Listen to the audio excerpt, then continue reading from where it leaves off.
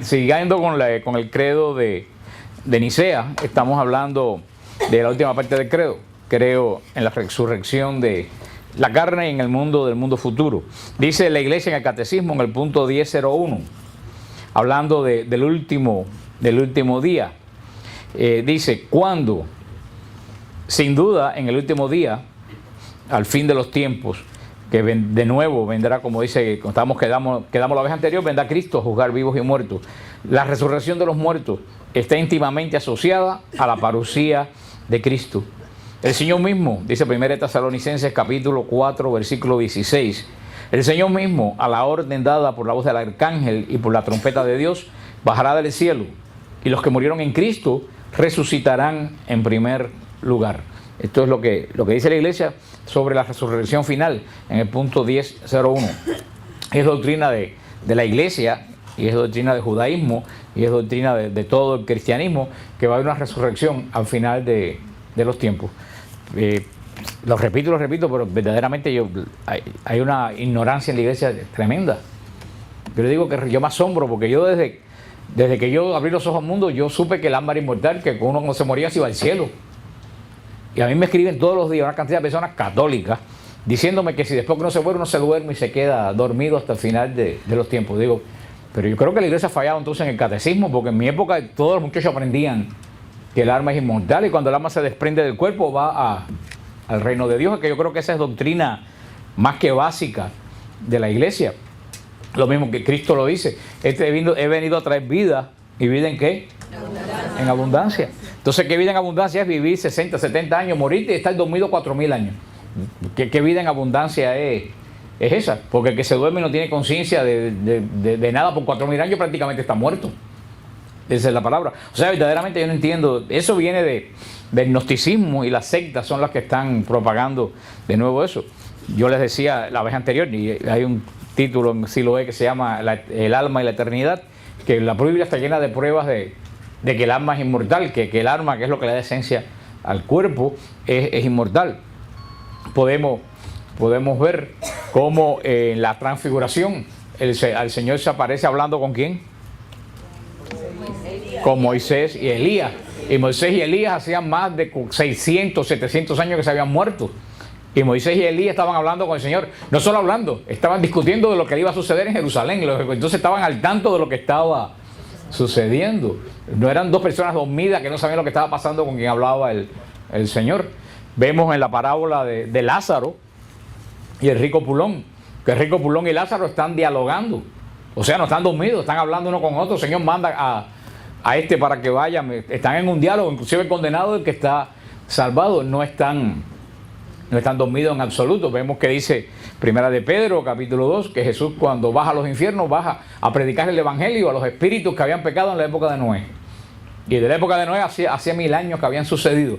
Entonces, ¿a quién le va a predicar Jesús? A gente que están dormidas. Eso no tiene ningún tipo de sentido. Está más que claro en la Biblia, está más que claro de que el alma es inmortal. ¿Por qué el alma es inmortal? Porque es semejante a Dios. Si Dios no muere, el alma no muere. Entonces yo no sé, esta secta sin doctrina que se aparecen en las esquinas, y entonces todavía que una persona que no es católica se confunda, yo lo entiendo, pero una persona católica que se confunda, yo no lo entiendo. Todo eso viene porque quieren criticar la intercesión de los santos. Que las sectas negaban la intercesión de los santos, y para negar la intercesión de los santos, pues entonces niegan la inmortalidad del alma, porque eso es lo que se basan, y dicen, los santos no pueden interceder por nosotros porque están muertos. Eso es lo que te dicen. Entonces, claro que se basan en eso, pero si nosotros sabemos que el alma es inmortal, entonces tenemos que saber que los santos no están muertos. Y lo dice el mismo Señor en el Evangelio de San Lucas, el Dios de Abraham, de Isaac y de Jacob, porque Dios no es Dios de muertos. Eso lo dice clarísimo el Evangelio. Dios no es Dios de muertos. Eso lo dice Jesús, y es más que claro. Ellos, con tal de negar a la Iglesia Católica, matan a la gente. Dios no es Dios de muertos. Es más, que si tú o el pastor de quien dice eso está vivo, goza de perfecta salud y está en pecado, está muerto. Está muerto. Una persona que está en pecado está muerta espiritualmente, no tiene conexión con Con Dios. Solamente el alma vuelve a reencontrarse con Dios cuando una oración de arrepentimiento. Pero un alma que está en pecado está muerta. Sin embargo, una persona que ya cumplió el término de la vida, está en la presencia del Señor, está más que viva porque ya no tiene pecado. Y si vemos que en Apocalipsis 5 dice que están las almas de los mártires clamando debajo del altar: Señor Santo, bueno y justo, ¿hasta cuándo vas a demorar la justicia? Vemos las almas de los mártires clamando, tampoco están dormidos. No, dice que están muertos, por eso es que están dormidos. Ellos lo duermen. Eso tenemos que tener bien claro, no es doctrina cristiana. Eso es doctrina pagana, no es doctrina cristiana. Ellos lo sacan porque en el Antiguo Testamento dicen en alguna parte los que duermen en el Señor, pero eso es una forma poética de hablar. Yo mismo lo digo, los que han dormido en el Señor, pero no quiere decir que están inconscientes. Es una forma de hablar de la muerte, pero esa gente lo que hacen es privar al cristiano de la esperanza. Con tal de contradecir a la iglesia, y privan al cristiano de la esperanza. La iglesia cree que el alma, como lo hablamos la vez anterior, al periodo de la vida terrestre se desprende del cuerpo o va a la presencia del Señor. Lo que tiene la vida es el alma, no es el cuerpo.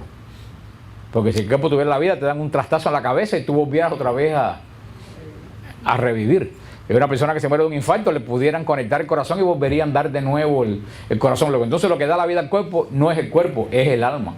Si usted muere una persona, cadáver de una persona que murió de un infarto, por ejemplo, que no ha estado enferma, y ponen a una persona dormida al lado, van a ver que son dos cuerpos exactamente iguales. ¿Qué es lo que diferencia uno del otro? El espíritu. Para mí, la verdad que yo sinceramente no veo duda en eso, pero esa es la fe de la iglesia. El alma no muere, el alma es inmortal. Y las olvidamos el martes pasado. A la muerte, hablamos de los novísimos, la muerte, el alma va a la presencia de Dios y el Señor sella la vida de la persona tal como la vivió, en condenación o en salvación. Y ahí, los doces también, estábamos hablando que lo que habla la iglesia aquí, también la iglesia cree, y lo decimos en el credo todos los domingos, creemos en la resurrección de los muertos. La resurrección de los muertos no es la inmortalidad del alma. La resurrección quiere decir que al final, como Cristo resucitó de una forma misteriosa, al final de los tiempos, nosotros de nuevo volveremos a resucitar de nuevo. Hay una serie de incógnitas que quien te hable de esas incógnitas pues está inventando, porque la Biblia no dice nada. ¿Cómo será la resurrección? Nadie sabe. Sabemos que Cristo resucitó, y si Cristo resucitó de una forma física, porque Cristo, lo explicamos la semana pasada, Cristo comía con los discípulos, pero de una forma diferente. Porque fíjense que cuando resucitó, casi nadie lo reconocía. Combinó con Emaús, con los discípulos de Emaús, y no lo conocieron. Se apareció al lado del lago de Galilea y Pedro casi no lo pudo reconocer al principio. Algo en él se había transfigurado. Y eso es lo que la iglesia dice. No sabemos, más allá no podemos decir absolutamente nada. Sí creemos firmemente, y esa es doctrina de la iglesia, que al final de los tiempos toda la creación va a resucitar. Esa es la única resurrección. Pues ya lo dijimos la vez anterior y ojalá que se recuerden. ¿Cuál es la primera resurrección? El bautismo. Tú lo sabes porque lo oíste el otro día. La primera resurrección es el bautismo. No como dicen por ahí que va a haber una resurrección primera y después viene el milenio, después viene el rapto y después una segunda resurrección. Eso es doctrina protestante que no tiene base ninguna bíblica. Lo dice bien claro la palabra de Dios. La primera resurrección es el bautismo. ¿Por qué? Porque ¿cómo nacemos? Muertos espiritualmente. Resucitamos por las aguas del bautismo. La segunda resurrección es la resurrección final.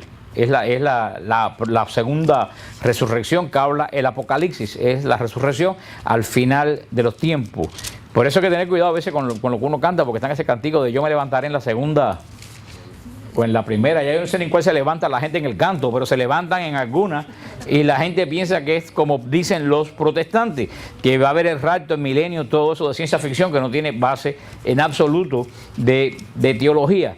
Eso es lo que la iglesia nos sigue diciendo en el punto 106. Frente a la muerte, el enigma de la condición humana alcanza su cumbre.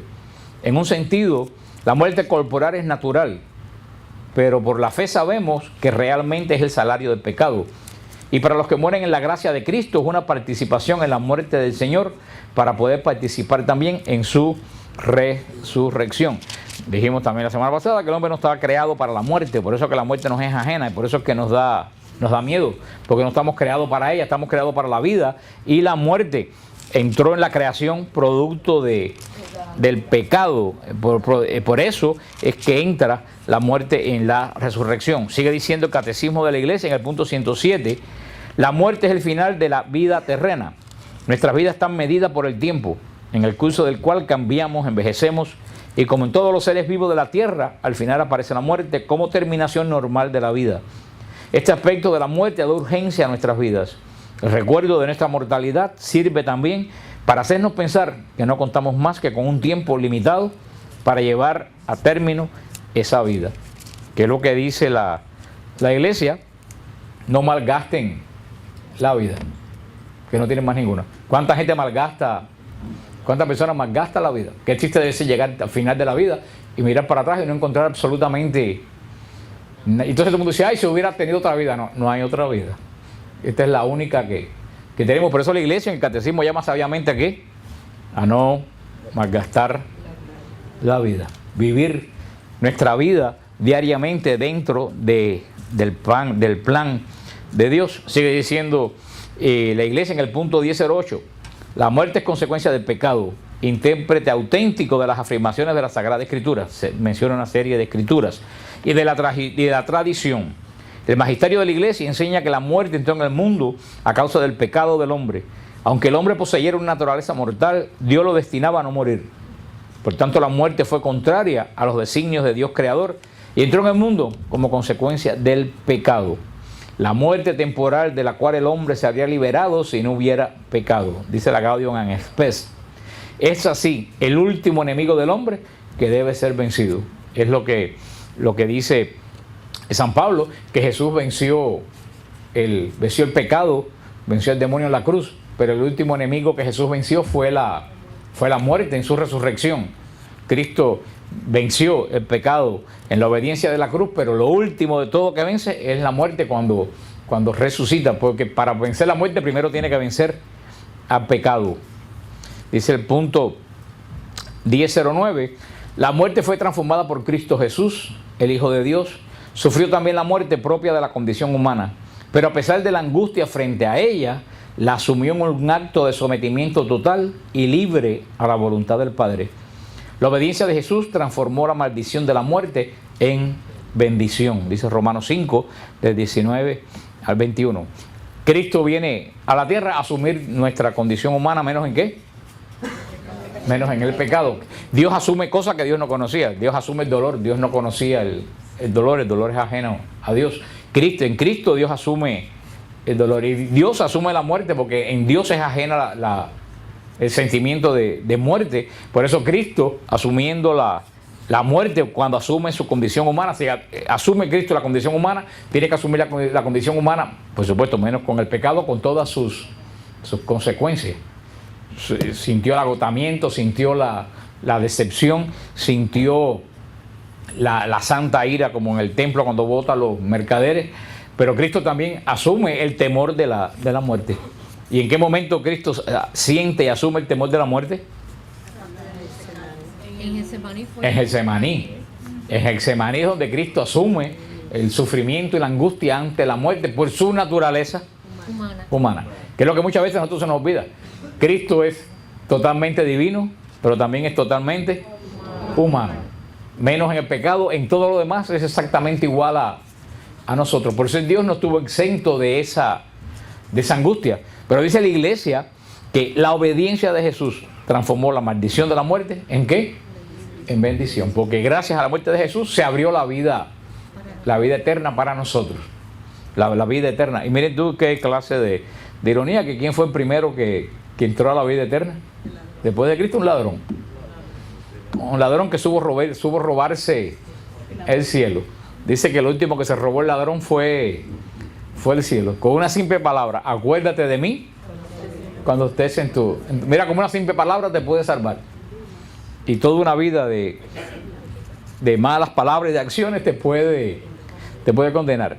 Dice la Iglesia, en el punto 10:10, gracias a Cristo la muerte cristiana tiene un sentido positivo. Decía Pablo en Filipenses 1:21, para mí la vida es Cristo y morir una ganancia. También dice en 2 de Timoteo, capítulo 2, versículo 11, es cierta esta afirmación: si hemos muerto con Él, también viviremos con Él. Ahí es donde está el kit de la cosa. Para vivir eternamente hay que morir ¿en quién? En Cristo. Y de verdad a eso es lo que tenemos nosotros que encaminar nuestra vida. A morir, el que muere en Cristo, resucita en Cristo. Mira, acabamos de ver la muerte de Abelardo Mendizábal, un gran siervo de Dios, pero yo no tengo duda que Abelardo está con el Señor. Tuvo una vida de servicio al Señor y tuvo tiempo de prepararse. O sea, ojalá un día todos pues, podamos tener una vida, una muerte así. Cuando miremos para atrás, poder decir, no perdí el tiempo, lo supe aprovechar. Pero vuelvo a decir, y gracias a Dios, Señor, gracias que yo no he tenido chance de perder el tiempo. Me falta tiempo, pero qué triste debe ser mirar para atrás y decir, a mí me contaba el padre Andrés Couselo que una vez fue a ver a un moribundo del hospital a darle la unción y el Señor tenía un desespero tremendo y le decía, padre, mire mis manos, y le miró las manos, no tenía nada, pensó que estaba delirando y le dijo, tranquilo que no tienes nada. Dice que le dijo, padre, eso es lo terrible, me muero, no tengo nada, no tengo nada bueno que presentarle a Dios.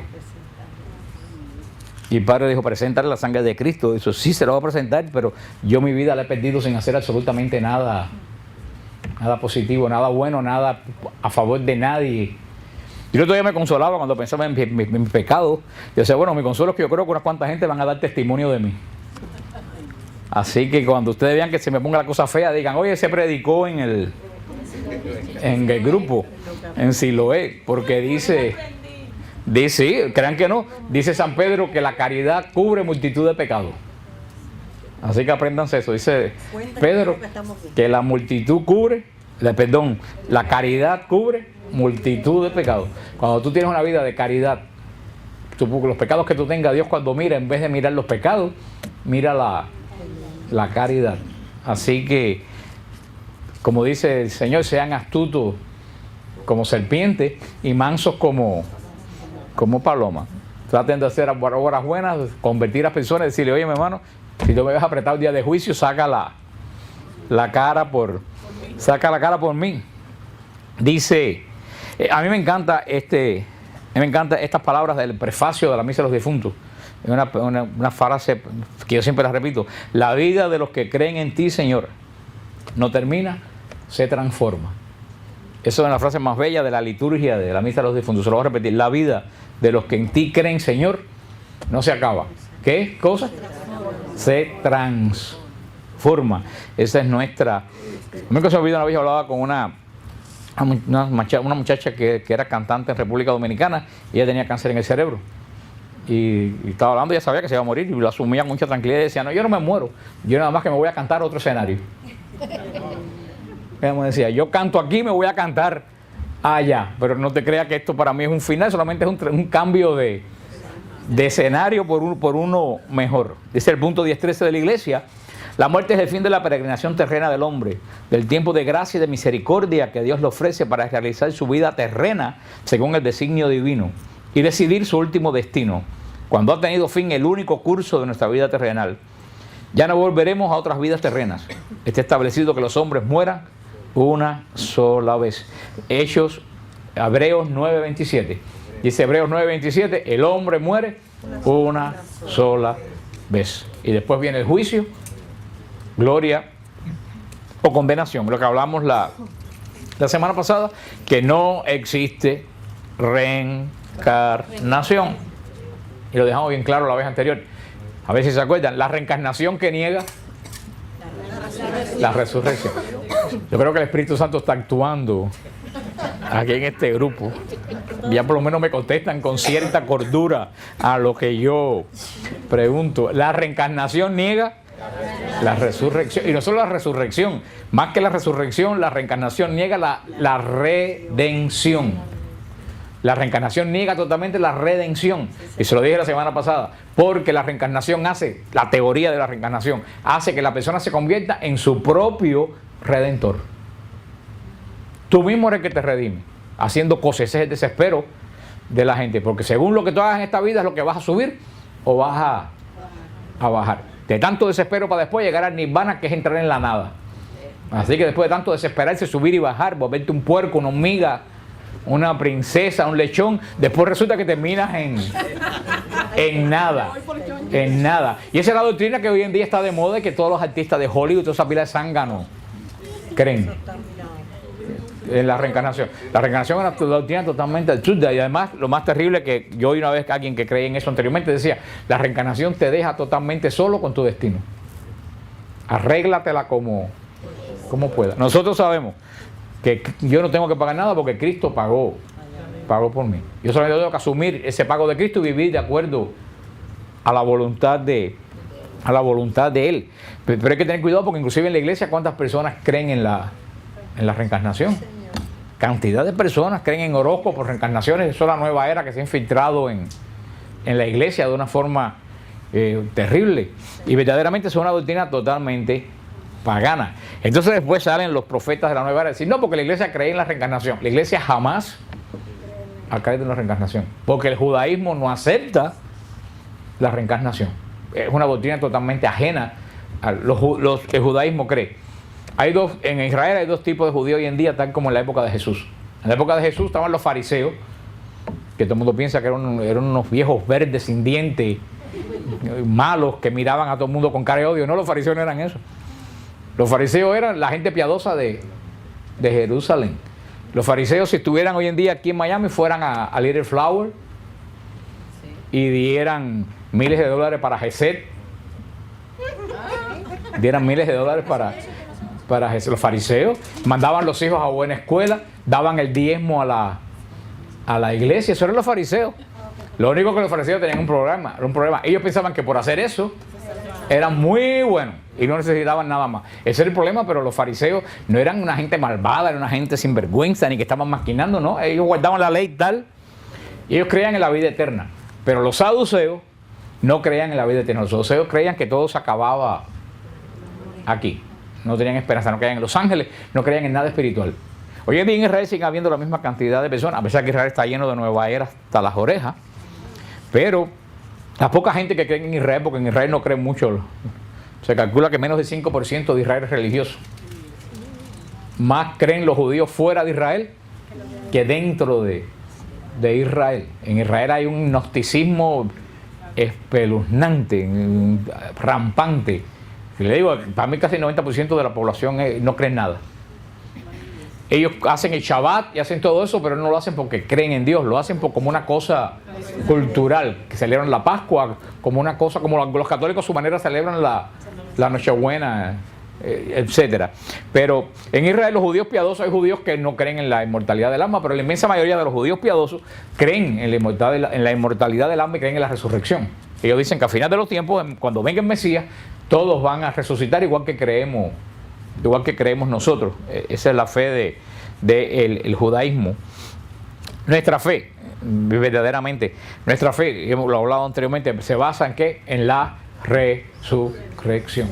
Nuestra fe se basa en dos hechos fundamentales, que es lo que abarca todo el credo. Primero en la encarnación y después en la resurrección. Esos son los dos hechos más relevantes de la fe del cristiano. Primero, ¿cuál es? Encarnación. Yo creo que no se habla demasiado de la encarnación. Para mí el día de la encarnación, el día de la anunciación debía ser fiesta de precepto. Y verdaderamente de la encarnación. Y ese fue el énfasis que el Papa le quiso dar al jubileo. 2000 años de la encarnación. Porque la encarnación es el hecho principal, inclusive mayor que la resurrección. Porque si Cristo no se encarna, no resucita. La encarnación es el centro, es el meollo de la doctrina católica cristiana. Sin embargo, yo creo que no se habla demasiado de la encarnación, el hecho de la encarnación. Para mí Nazaret, donde está la casa de María, para mí es un lugar más santo de la tierra. Ahí el verbo se hizo carne en el vientre de una virgen nazarena. Ese es el hecho que no cabe en la imaginación. ¿Cómo?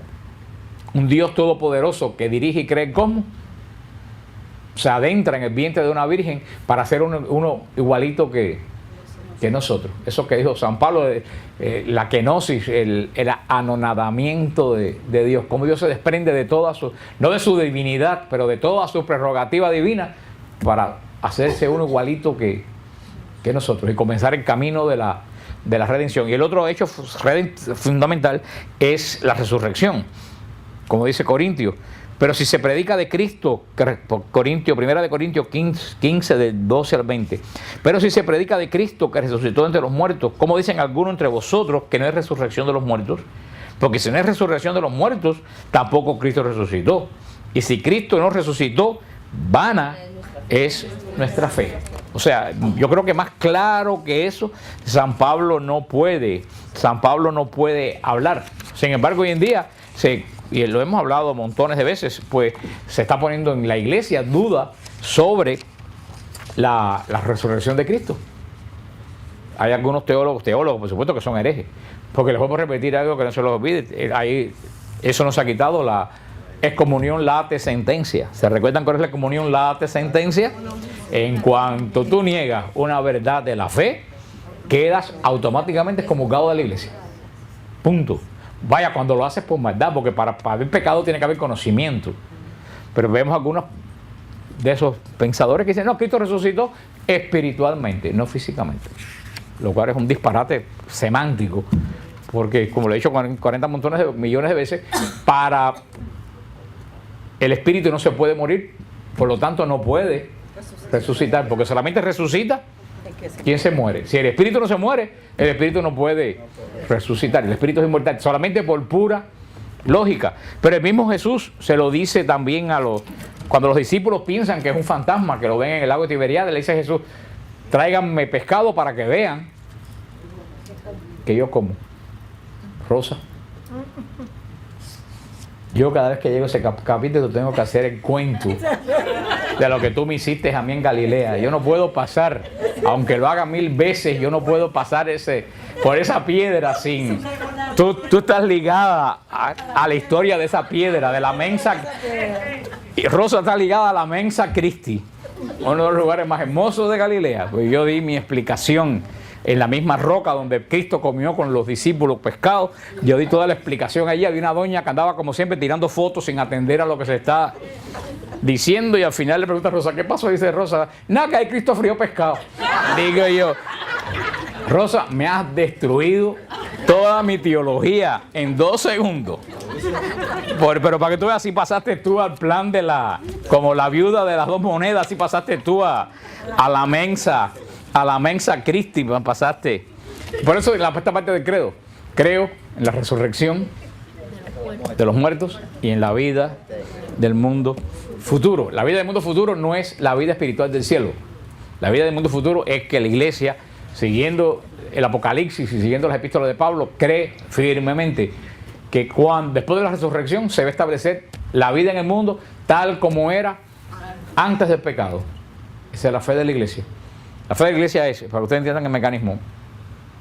Y aunque no lo entendemos, esa es la única esperanza y fe que tenemos, porque si no fuera así, el universo no tuviera sentido. Ninguno estuviéramos en una casa de locos. Dios creó un mundo perfecto. El hombre descompuso el mundo. A través del mismo que se creó el mundo, ese mismo vino a componer lo que se descompuso. Dice Pablo que todo fue hecho a través de Cristo. El mundo lo descompuso el pecado. ¿Quién vino a componer el mundo? Cristo. La obra de la redención no se ha acabado. Los que han escuchado el tema de la Pascua Eterna saben que la obra de la redención, mientras Cristo esté delante del Padre como sumo sacerdote mediando, la redención no se ha terminado. ¿Cuándo se termina la redención? Cuando Cristo salga a juzgar vivos y muertos. Cuando Jesús salga a juzgar vivos y muertos, que se han separado, como dice el Señor, el trigo de la cizaña, y se ha destruido el mal, entonces Cristo le va a entregar el mundo al Padre tal como era antes del pecado. Un mundo perfecto, con los que estemos sellados por nuestra vida de obediencia, porque eso es lo que va a marcar quiénes van a estar en ese mundo. Los que hayan sido obedientes. El que es desobediente no tiene absolutamente nada que hacer ahí. ¿Cuál es el futuro de esa persona? No sabemos cuál va a ser el futuro de esa persona, pero dice el Apocalipsis bien claro que el mar va a ser destruido con todos sus ángeles. Esa va a ser la destrucción final del diablo, porque el diablo está vencido, pero no está destruido. Como he dicho a ustedes continuamente, el diablo es como un pitbull que está amarrado.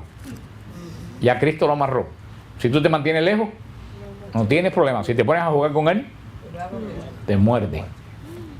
porque no está destruido. Al final sí va a estar destruido. Yo conozco más caritativas que quieren orar por el diablo. Y digo, bueno, hijo, si tú quieres orar por el diablo, por la salvación del diablo, pierde tu tiempo.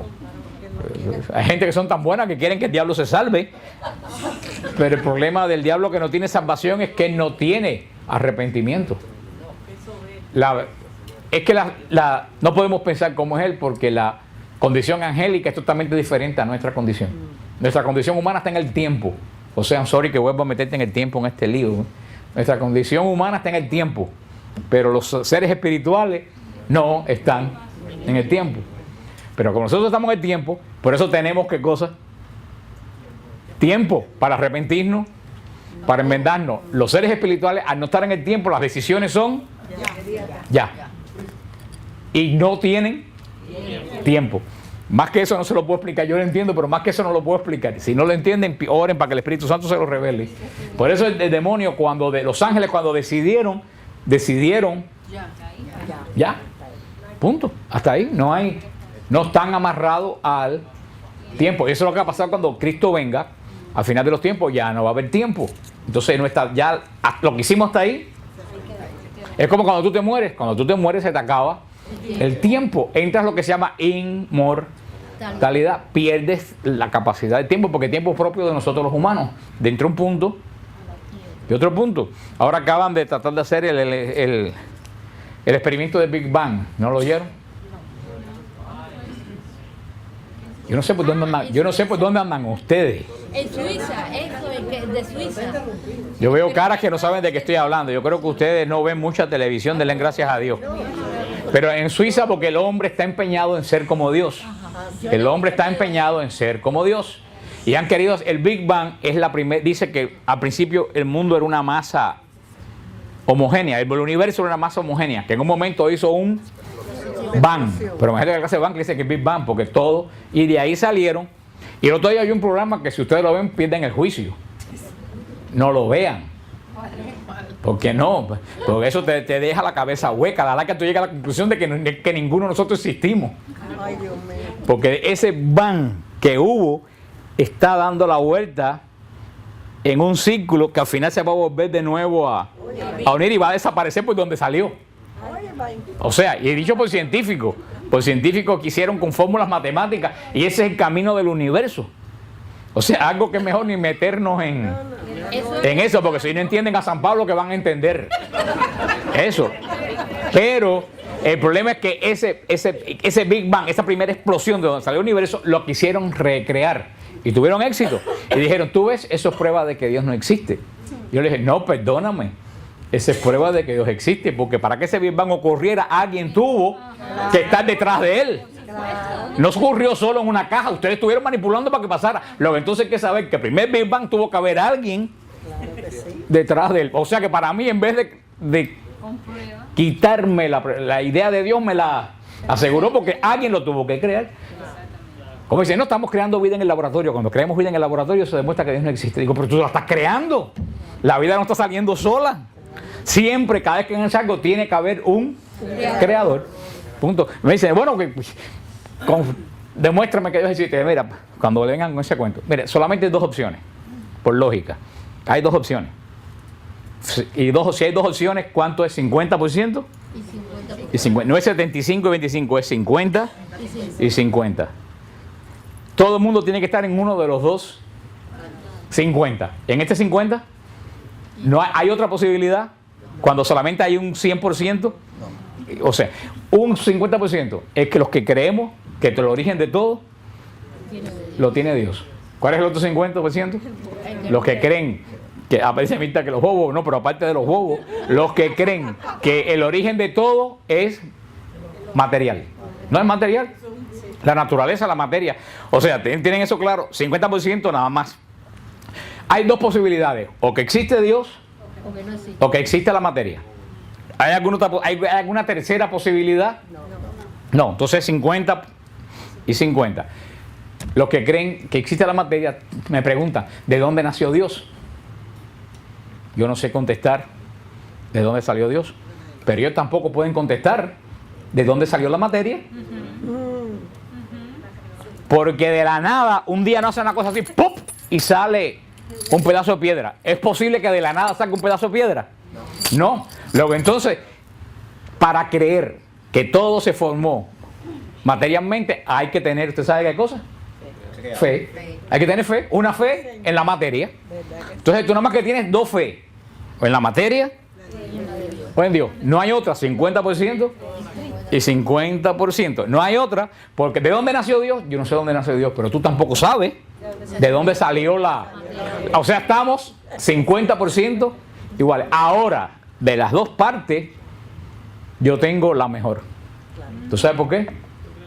Porque si yo creo en Dios y a la larga me muero y el 50% es cierto que Dios existe, me salvé. Pero si yo no creo en... Entonces, si yo creo en Dios y a la larga me muero y no existe nada, ¿qué perdí? No perdí nada. No perdí nada si no hay nada. No perdí nada. Ahora, si tú no crees en Dios, crees en la materia y cuando te mueres existe Dios, tú sí puedes perder mucho. Si yo creo en Dios, yo no voy a perder nada si no hay Dios. Ahora, si tú no crees en Dios y existe Dios, a la larga tú vas a tener un problema gigantesco. Así que yo creo que de las dos, estoy hablando matemáticamente, científicamente, yo creo que de las dos posibilidades nosotros cogimos la mejor y la más segura. La más segura. Aparte de la capacidad de fe que tenemos en Jesucristo, estoy hablando cómo yo hablaría con un científico que me pregunta, ¿de dónde salió Dios? Ya ustedes saben de dónde contestarle. No te lo puedo contestar porque tú tampoco me puedes contestar de dónde salió. Ahora, si Dios no existe, yo no pierdo nada, pero si Dios existe, tú vas a tener tremendo problema y ya no va a tener ningún tipo de arreglo. ¿Entienden el razonamiento que le estoy? Del final de los tiempos, verdaderamente del final de los tiempos, poco sabemos. Cuando estudiamos el Apocalipsis, lo dijimos bien claro. ¿Se recuerdan que el Apocalipsis? El Apocalipsis habla muy poco del fin de los tiempos. El Apocalipsis habla, ¿se recuerdan de qué? De la Eucaristía y del final del pacto de Dios con Israel. Es lo que habla el Apocalipsis, por eso que lo entiende, buscando explosiones nucleares y todo eso, no entiende nada. Cuando expliqué el Apocalipsis, ¿se entendió o no se entendió? Sí. Está muy bien explicado en el website de Apologética Siloé, en los dos temas, un resumen que yo hice que se llama Apocalipsis, y otro en el mejor estudio que yo he visto de Apocalipsis del mundo, que es Días de Retribución, de David Shilton. Ahí está en Siloé, los dos. Un poco habla del Apocalipsis del fin del mundo, el descendimiento de la nueva Jerusalén, que puede ser la iglesia, y la aparición del anticristo. Lo que tenemos escrituralmente sobre el fin del mundo, el fin de los tiempos, sobre la venida del Señor, que no es final de los tiempos. La venida del Señor está en 2 de Tesalonicenses, capítulo 2 de Tesalonicenses, es lo más cercano que tenemos del final de los tiempos. Dice San Pablo: por lo que respecta a la venida de nuestro Señor Jesucristo y a nuestra reunión con Él, les rogamos, hermanos, que no se dejen alterar tan fácilmente en su ánimo, ni se alarmen por alguna manifestación del Espíritu, por alguna palabra o por alguna carta presentada como nuestra, que les haga suponer que está inminente el día del Señor. Que nadie los engañe de ninguna manera. Fíjate lo que dice San Pablo hace 2000 años, que nadie los engañe, ni porque alguien se aparezca con una revelación del Espíritu, ni porque nadie se aparezca con una carta que digan que la mandé yo. Dice San Pablo, nadie, no se dejen engañar. Eso es curioso porque es lo mismo que dice Cristo en San Mateo 24. No sigan a los falsos profetas, no se dejen engañar por los falsos profetas. Sigue diciendo el apóstol. Primero, o sea, ya sabemos, ya si quieren saber del final de los tiempos, dice San Pablo, no crean lo que le están diciendo. Primero, ¿qué es lo que tiene que pasar primero? Primero, tiene que venir la apostasía y manifestarse el hombre impío, el hijo de perdición, el adversario que se eleva sobre todo, que lleva el nombre de Dios y es objeto de culto, hasta el extremo de sentarse él mismo en el santuario de Dios y proclamar que él mismo es Dios. ¿No se acuerdan que ya se lo dije esto cuando estuve entre ustedes? O sea, dice San Pablo, ¿qué es lo primero que tiene que suceder antes del final de los tiempos? Apostasía. ¿Qué cosa es la apostasía? La apostasía no es una medicina. La apostasía es una enfermedad. La apostasía es el abandono de la verdadera fe. Eso es la apostasía. La apostasía es el abandono de la verdadera fe. Y una característica de la apostasía es que cuando te abandonas la verdadera fe, la combate. No es que te decepcionaste te fuiste. Es que la abandonas y te vuelves fieramente en contra. Eso es un signo. Hay personas que se pueden desanimar y esos son personas que se enfrían. La característica principal de la apostasía es que cuando te vas tienes una ira tremenda contra el lugar que dejaste. ¿Y tú sabes cuál es el origen de la ira que tienes contra el lugar que dejaste? Que tú te estás justificando a ti mismo que hiciste bien. Monseñor Román le llama el síndrome del divorciado. Dice Monseñor Román, ningún divorciado habla bien de la mujer o del marido. Porque si la persona dice, no, si la persona con quien yo me divorcié era un ángel, entonces ¿quién es el sinvergüenza? Tú. Entonces tú tienes que decir, yo me divorcié porque era una bruja aquella con la que yo estaba casado. Eso es lo que le pasa a los apóstatas. Los apóstatas hablan mal de la iglesia porque si no hablan mal de la iglesia, ellos son los malos. Ellos son los malos. Dice San Pablo, antes del final de los tiempos tiene que producirse, que es lo que se le llama la gran apostasía. ¿Por qué la apostasía no podía ser en época de San Pablo? Porque recién se comenzaba a predicar la fe. Si la fe no estaba predicada, la gente no podía apostatar de la fe. La apostasía viene después que la fe está predicada en casi todo el mundo. Primero tiene que... ¿Y qué es lo que lleva la apostasía? ¿A dónde lleva? Al anticristo. El anticristo no puede aparecer hasta que no haya la apostasía. Una cosa lleva a la otra. El anticristo, como le dije, la partícula anti en griego no quiere decir que va a estar en contra de Cristo, sino que va a estar en el lugar de Cristo. Anticristo no es que se opone a Cristo. Anticristo quiere decir que va a decir yo soy Cristo. Y ese que ustedes han creído, han estado equivocados por 2000 años. No es que se va a oponer, no va a pensar, no, Cristo no existe. No, al contrario, va a decir que Él es el verdadero Cristo. Por eso que dice Jesús en San Mateo 24 y segunda epístola Tesalonicenses, capítulo 2, está muy ligada. Por eso que Cristo dice en San Mateo 24, aparecerán falsos Cristos. No lo escuchen. Fíjate lo que dice San Mateo 24, aparecerán falsos Cristos que harán milagros para confundir a los creyentes. No dice falsos milagros, dice milagro para confundir al creyente. Por lo tanto, un milagro no es una seña de que tú estás en el lugar correcto. Ay, ven a mi iglesia que es milagro. Que haya milagro no quiere decir que tú estás en lo correcto. Que estás en lo correcto quiere decir que estás en el orden de Dios. Los milagros no son signos porque el anticristo va a ser milagro. Y no falsos milagros, verdaderos milagros. La apostasía lleva adelante. Y así, fíjate lo que dice San Pablo y que ahora hablamos. Nos queda 5 minutos, pero es muy interesante para cerrar esta parte. Dice, ¿no se acuerdan que ya les dije esto cuando estuve entre ustedes? Ustedes saben qué es lo que ahora los retiene para que se manifiesten en el momento oportuno, porque el misterio de la iniquidad ya está actuando. Tan solo con que se ha quitado de en medio lo que ahora los retiene, entonces se manifestará el impío, a quien el Señor destruirá con el soplo de su boca y aniquilará con la manifestación de su venida. Dice San Pablo que hay algo que está aguantando la aparición del anticristo. Hay algo que retiene. Dice San Pablo que cuando eso que retiene la aparición del anticristo se quite, es cuando va a ser así y va a salir. Yo se lo expliqué cuando el Apocalipsis, qué cosa es lo que retiene. No solo la iglesia, sí la iglesia, pero lo que retiene es la autoridad de la iglesia. Mientras el mundo está bajo la autoridad de la iglesia, el anticristo no puede aparecer. ¿Cuándo va a aparecer el anticristo? Cuando la iglesia pierda la autoridad sobre la gente. Por eso estamos viendo que todos los ataques de los medios de comunicación, todo ese lío de los que ponen continuamente escándalos de sacerdotes, todo eso no es más que para minar la autoridad de la iglesia, para que la gente diga, no, si son un gato sinvergüenza, yo no tengo que hacer caso a lo que ellos digan. Por eso los medios de comunicación para mí es el arma número 1 que tiene el demonio. Los medios de comunicación es el arma número 1 del demonio para la aparición de ellos son los que están destruyendo la autoridad de la iglesia. En una cosa extremadamente sistemática. Destruyen la Navidad, destruyen la Semana Santa, destruye la confianza en los sacerdotes, destruye la confianza en los obispos. Y en todo esto tiene que ver muchísimo las iglesias protestantes. Porque ellos son los que han empezado a destruir la confianza en el Papa, la confianza en la Virgen María, la confianza en la doctrina de la iglesia. Las iglesias protestantes es el camino de la apostasía. Porque ellos han sido los primeros, los que no se han dado cuenta que esto es un boomerang. Ellos han destruido la base del cristianismo, pero al destruir la base del cristianismo en la iglesia católica, el edificio le está cayendo encima a ellos. Porque el código de Da Vinci los ataca tanto al Cristo que creen ellos como el que creo yo. ¿Y de dónde viene todo eso?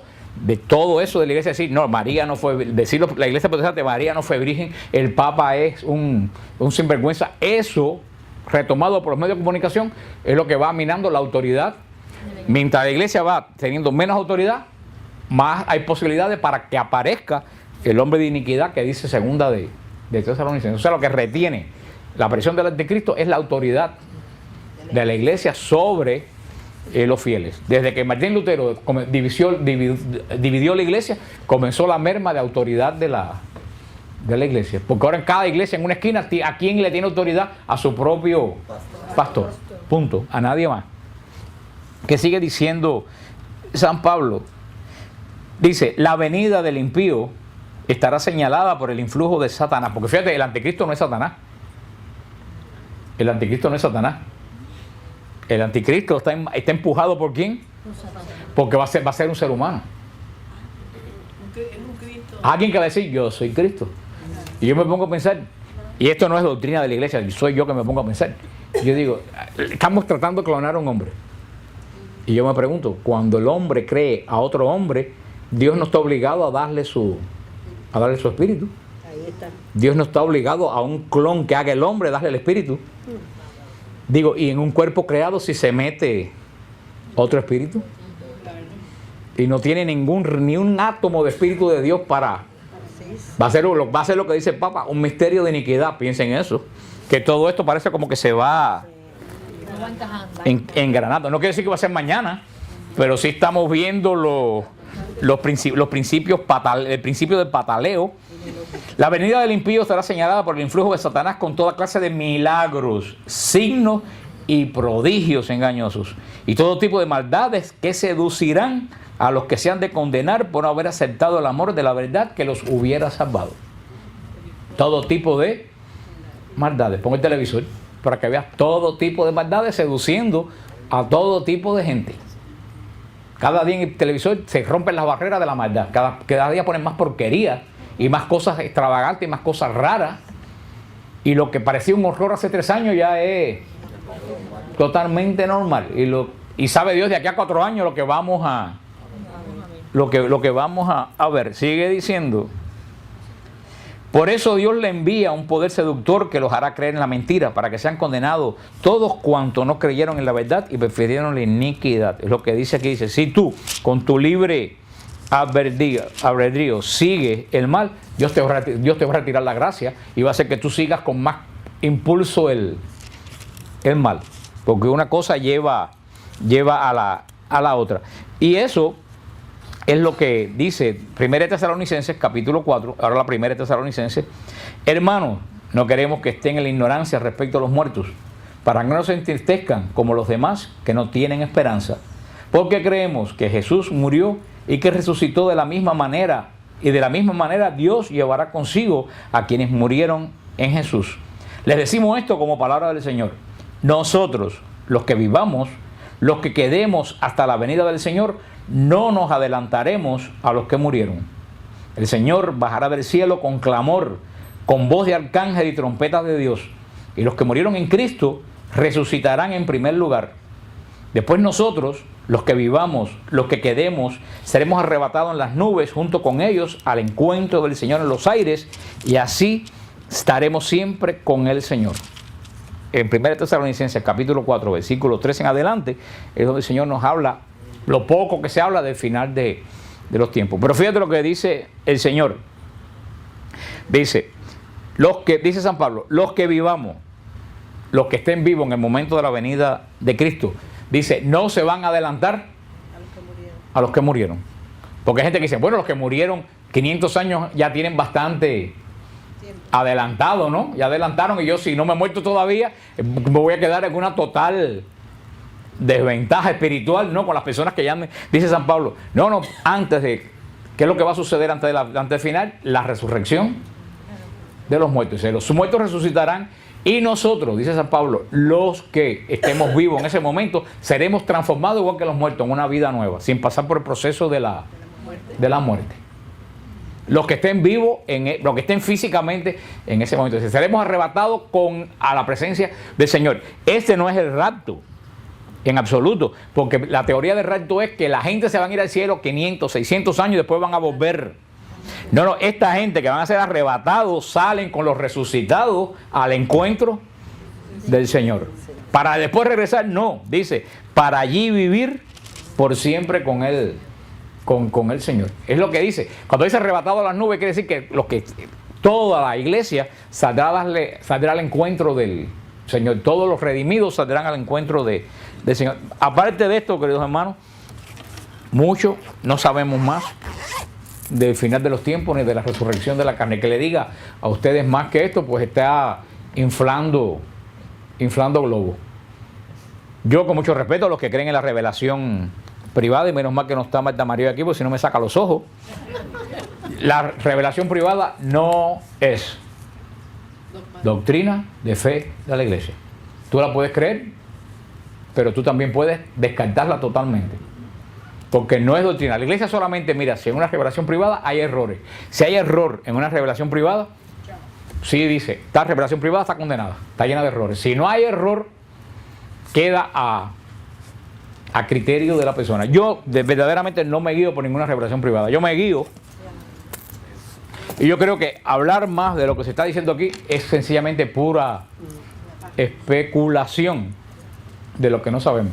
Mejor que ponernos a especular qué va a pasar, mejor vivamos para estar ese día cuando pase allí.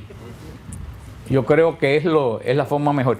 Hemos visto que el credo de Nicea cubre toda la fe de la iglesia, desde la creación del mundo, desde Dios Padre, pasando por la obra de Dios Hijo, pasando por la obra de santificación del Espíritu Santo y terminando con la obra de la iglesia. Porque la iglesia no se puede separar del Espíritu Santo. La obra de la iglesia es el evangelio del Espíritu Santo. Por eso es que el credo termina: primero creo en Dios Padre, después creo en Dios Hijo, después creo en el Espíritu Santo, después creo en la iglesia.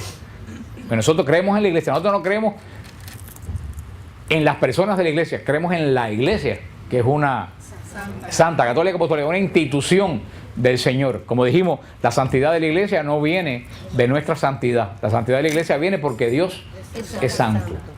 Es santo. La iglesia no es santa porque aquí estamos todos los que estamos aquí, somos una cantidad de santos increíbles.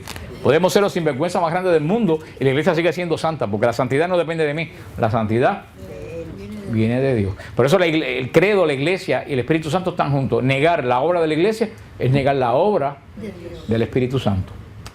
Porque si Jesús dijo, les mando un consolador que va a estar con ustedes a través de todos los siglos, como dicen los protestantes, bajó el Espíritu Santo en Pentecostés, después se perdió por 2000 años, aterrizó en Hialeah, en la iglesia del pastor Barbón. Hermano, que cuando uno piensa eso, quiere decir, esta gente han perdido el juicio. O sea, Cristo promete, estaré con ustedes hasta el fin del mundo. De buena primera, Cristo se perdió de la iglesia por 1700 años. O sea, cuando uno se pone a pensar eso, te das cuenta que verdaderamente eso es una alucinación. Negar estos años de la acción de la iglesia es negar la obra del Espíritu. Porque Jesús lo prometió, estaré con ustedes hasta. No dijo, y cuando yo digo, yo voy a estar aquí hasta las 12, ¿qué es lo que quiere decir? Me voy a ir a las 8, voy a regresar a las 10. No, se digo, yo voy a estar aquí hasta las 12, quiere decir que no me voy a quitar un minuto de aquí. No se asusten que no voy a estar aquí hasta las 12. Pero usted entiende lo que quiere decir hasta. Eso es lo que dice el Evangelio, la palabra hasta, prin en griego, lo que dice, no la conoció a la Virgen hasta que dio a luz a su hijo primogénito. No quiere decir que después la conoció, quiere decir que desde que se juntaron hasta que Jesús nació, nunca José estuvo con la Virgen. No quiere decir que después sí. Hasta no condiciona el después. Hasta es desde un punto a otro punto. Pero de ese punto al otro es totalmente sólido. La iglesia sabe que José no tuvo relación con María por otra serie de datos que todos sabemos. Pero ellos utilizan, tú ves, dice, no la conoció hasta que dio a luz a su hijo Bajarlón. Por lo tanto, después, sí. Y lo que dice ustedes, por ejemplo, puedo decir, yo no voy a Cuba hasta que Fidel Castro no se muera. Un ejemplo. ¿Qué quiere decir? Que yo no tengo la menor idea de poner el pie allí. ¿Hasta cuándo?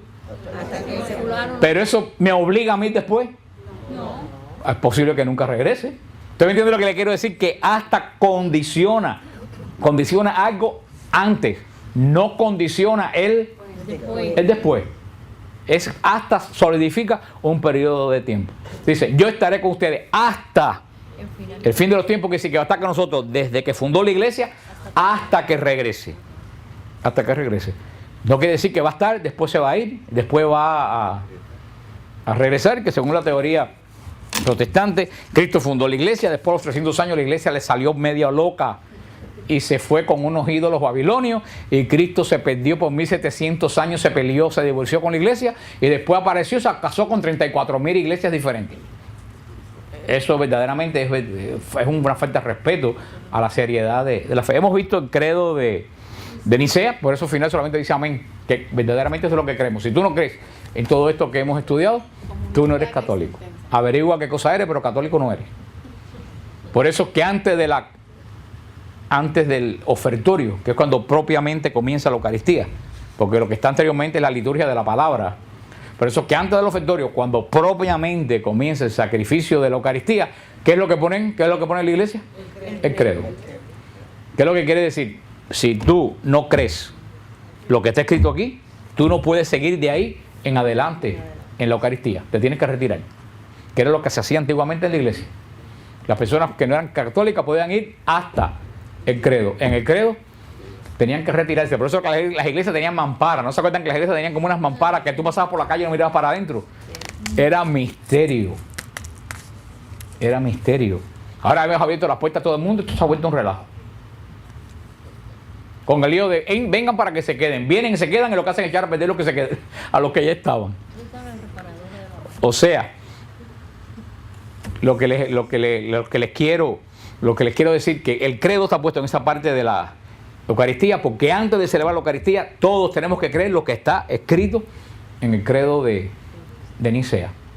Sí, eso es lo que nos hace a nosotros es católico. Esa es la fe de la iglesia por los últimos 1700 años. Por eso los que no han estado en el estudio del credo completo, yo les recomiendo que vayan al catecismo de la iglesia. El catecismo de la iglesia tiene la sección del credo tal como lo hemos leído aquí, espectacularmente explicada por secciones y capítulos. Vayan al catecismo de la iglesia, cómprense el catecismo de la iglesia. Si no tienen el catecismo de la iglesia, si no lo quieren comprar, está online. En Siloé está online. Entren online. Si ustedes ponen catecismo, el website del Vaticano tiene el catecismo completo. Nosotros en Siloé lo tenemos también. Yo creo que todos los católicos, con la confusión tan grande que hay, debemos estudiar. Y les vuelvo a decir, es extremadamente fácil. No está un idioma que todo el mundo lo puede entender.